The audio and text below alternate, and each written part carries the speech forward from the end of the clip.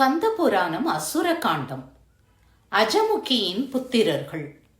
அஜமுகி காஷ்யபருக்கும் மாயைக்கும் பிறந்தவள். சூரபத்மனின் தங்கை. ஆட்டின் முகம் கொண்டவள். நினைத்தபோது நினைத்த உருவம் எடுக்கும் மாய சக்தி படைத்தவள். இப்பொழுது அவள் வாலிக்குமரியாக வடிவம் கொண்டாள். அகன்ற நெற்றி, தாமரை கண்கள், கொவ்வை செவ்வாய், மாம்பழக் கன்னம், சிவந்த அதரங்கள். அவள் கொடியிடை பாவை, கொஞ்சும் குமரி, பொன் வண்ண மேனியாள், பருவ எழிலாள். தவமிருக்கும் மா முனிவர்களை தனது வேல் விழியால் சிக்க வைக்கும் சித்திரப்பாவை, மனம் குளிரச் செய்யும் மாய மங்கை. இப்பேற்பட்ட இந்த சாகசக்காரியின் வலையில் விழுந்த முனிவர்கள் பலருள் துர்வாசரும் ஒருவர். ஒரு சமயம் அஜமுகி துர்வாசரை மயக்கி அவரது தவத்தை தகர்த்து எறிந்து அவருடன் இணைந்து புத்திரர்களை பெறுவேன் என்று சபதம் எடுத்தாள். எடுத்த சபதத்தை முடிக்கவும் செய்தாள். அஜமுகி துர்வாசர் தவம் இருக்கும் கொடிவீடு சென்றாள். நாணி கோணி நின்றாள். சுவாமி என்று குழலை பழிக்க அழைத்தாள். அவர் காலில் வீழ்ந்தாள். கைகளால் காலை தொட்டு கண்களில் ஒற்றிக்கொண்டாள். அஜமுகியின் கைகள் துர்வாசர் கால் மீது பட்டதும் முனிவருக்கு நெருப்பை தொட்டார் போன்ற ஒரு உணர்வு. நீ யார்? எதற்காக என் காலில் விழுகிறாய் என்று கேட்டவர் சட்டென்று எட்டி விலகினார். அஜமுகி எட்டி அவரது கரங்களை பற்றி, என் அழகும் இளமையும் உங்களுக்கே சொந்தம். என்னை உங்கள் மனைத்தக்க மாண்புமிக்க மங்கை நல்லாளாக ஏற்றுக்கொள்ளுங்கள். அதுவே என் பிரார்த்தனை என்று சாதுரியமாக பேசினாள்.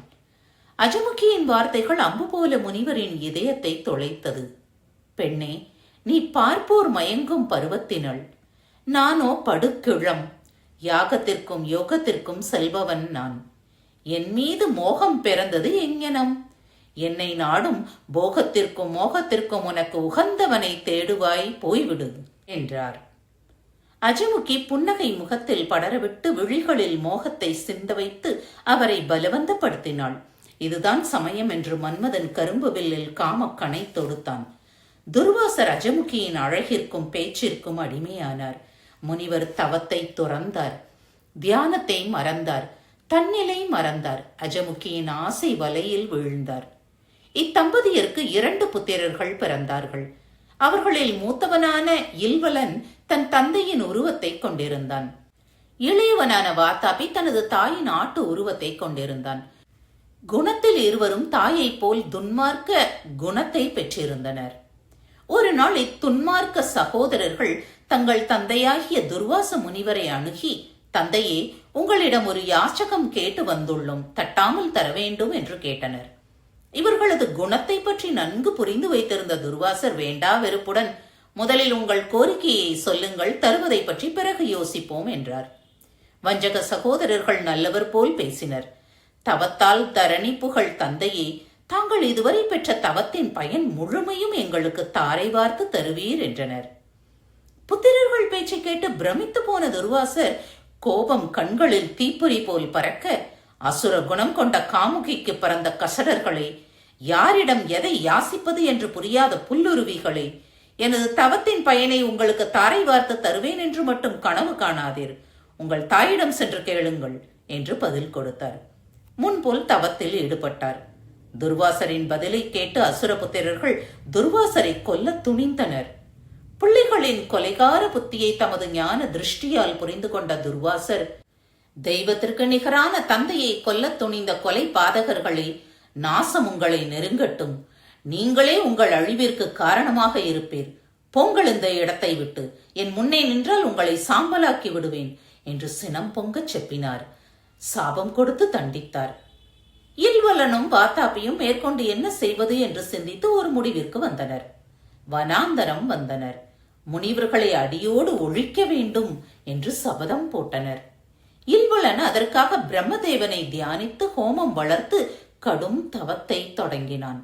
ஆண்டு பலவாக அரும் தவம் இருந்தும் நான்முகன் பிரத்யட்சமாகாதது கண்டு இல்வலன் தனது சகோதரன் வாத்தாபியை துண்டு துண்டாக வெட்டி வேள்வி தீயில் போட்டான். பிரம்மன் பிரத்யட்சமானார். இல்வலன் நான்முகனை நிலம் கடந்து சேவித்தான். நான்முகன் இல்வலனை பார்த்து, இல்வளவா யாது வரம் வேண்டும் என்று கேட்டார். இல்வளன் பயபக்தியுடன், பிரம்மதேவரே, இல்வளனின் நமஸ்காரம் பல கோடி. என் சகோதரன் எப்பொழுது இறந்தாலும் நான் அவனை நினைந்து வாதாபி வருக என்று அழைத்தாலும் உயிர் பெற்று வர வேண்டும் என்று விண்ணப்பித்தான். பிரம்மதேவனும் அவன் கேட்ட வரம் அருளி மறைந்தார். இல்வளன் மகிழ்ச்சி பொங்க வாதாபி வருக என்று விழித்தான். அங்ஙனம் விழித்த மாத்திரத்திலேயே வாதாபி ஹோமகுண்டத்தில் நின்றும் உயிரோடு வந்தான். வரம் பெற்ற சகோதரர்கள் மமதையில் மிதந்தனர். தங்களுடைய பிரதாபத்தை சொல்லி தாய்மாமன் சூரபத்மனிடம் ஆசி பெற சென்றனர். சூரபத்மன் அஜமுகி மைந்தர்களை புகழ்ந்து பாராட்டி ஆசி வணங்கினான். இல்வளனும் வாதாபியும் குடகுமலை சாரலுக்கு சென்றனர். அங்குள்ள வனாந்தரத்தில் கொடி வீட்டை தாங்கள் வசிப்பதற்கு ஏற்றாற் போல அமைத்துக் கொண்டனர். அவர்கள் முனிவர்களை தொல்லைப்படுத்த தொடங்கினர். அதற்காக ஒரு தந்திரத்தை கையாண்டனர்.